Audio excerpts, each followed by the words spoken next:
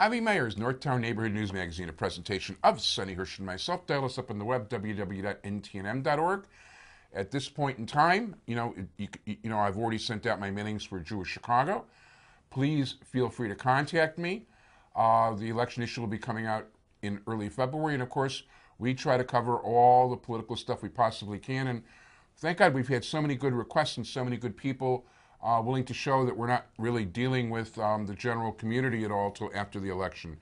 And somebody who I just met for the very first time, who's running for state representative in the Highland Park area, who is a Facebook friend, and sometimes I actually do get to meet my Facebook friends, Jonathan Greenberg. How you doing? Nice to meet you, Avy. Thank you for having me. First of all, my pleasure. And, tell us a little bit about yourself. I'm a 38-year-old, happily married father of two little guys, a 4.5-year-old and an 8-month-old.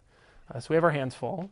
Okay. I was born and raised in Fort Wayne, Indiana, actually, so I'm not a native of the area, although I think one of the great things we love about living in Northbrook is that so many of our neighbors that they maybe move away for school, but they come back. And we love living in a place that we can hope that our kids will come back to.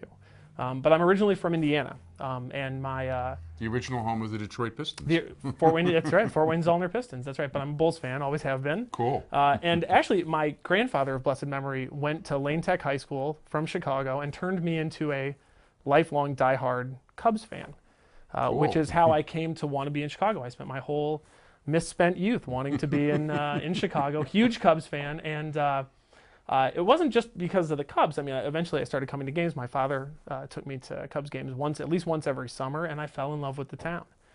So my academic and work career took me in a different direction. I graduated from Indiana University in political science and then got a master's degree in public administration. I went to work for the Indiana Department of Commerce in business development, bringing new businesses into the state of Indiana and helping to grow and expand the ones that were already there.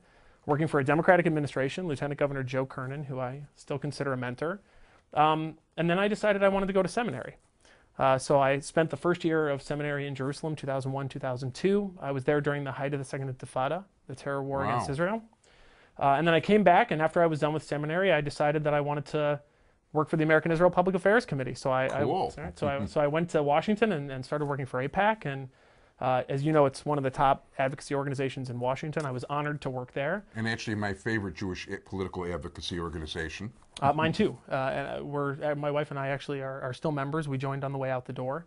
And but I worked there for 5 years. They transferred me to Chicago to be the Midwest political director. That's how we finally ended up here. Cool. We jumped at the opportunity.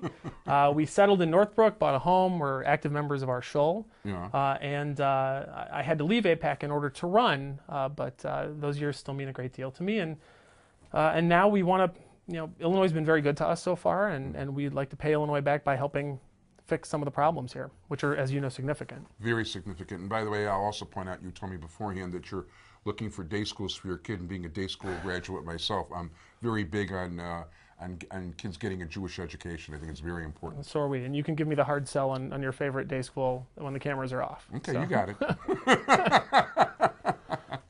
So anyway, no, the APAC background, I didn't know about that. That's very cool. And by the way, I should, because your name was so familiar, and that's probably why.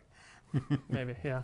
Yeah. So, okay, so tell us about the district. The district is, I actually don't live in Highland Park, it's Northbrook. I'm sorry about that's okay. that. We're a little bit south, and that's okay. It's not like you need a passport to go to Highland Park, so Northbrook is the eastern end of the district. It takes in... By the way, that's better, because don't actually play in Highland Park, but we do play in Northbrook, so... Oh, there you go. I'm sorry. Hello to everyone in the district. It takes in Northbrook and Glenview, parts of Northbrook and Glenview. Yeah.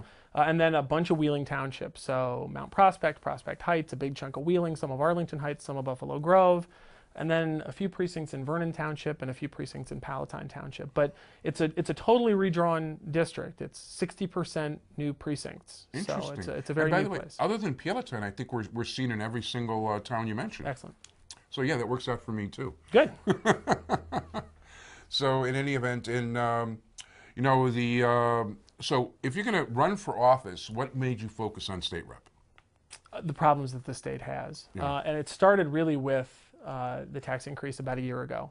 The last day of a lame duck session, they required the votes of a handful of people who had just faced the voters and lost to pass a 67% personal income tax increase, a 47% corporate income tax increase.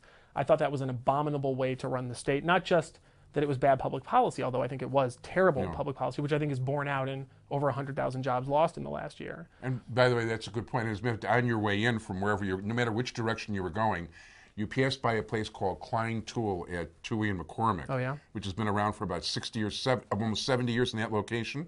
That is relocating to Texas. And even though they don't officially say it, it's pretty obvious. They're closing down everything in Illinois except for 2 small plants. Yeah, well, that's an all too common story, and we need to fix it. But it upset me, and I thought that was a terrible way to run a state, and it was also an abominable way to pass a tax increase. You know, if you're going to pass a tax increase, do it in broad daylight, do it at the beginning of the next session. It didn't have to be done on the last day of a lame duck session. It could have waited a few weeks until the January session, but they decided to do it this way because they knew they had the votes, and I thought that was a pretty pathetic way to run a state. So I started looking at everything else that was wrong in the state. I looked at an $85 billion unfunded pension liability that hangs over everything else that we do. I looked at $8 billion in unpaid bills, which is unconscionable. We're balancing the budgets on the backs of a lot of it is to schools, and a lot of it is to social service agencies, people who take care of the poor and the elderly and the blind and the deaf, and that's no way to balance a budget.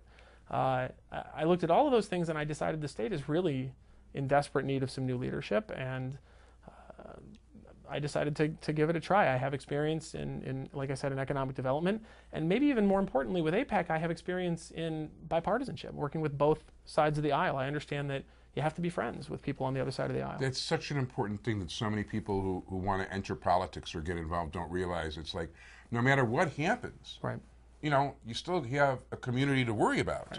And you want to be friends and you want to work together. And by the way, a recent Barron's article also basically listed Illinois as the 49th, 49 out of 50 in terms of the financial condition we're in. Oh, I'm surprised it's that high.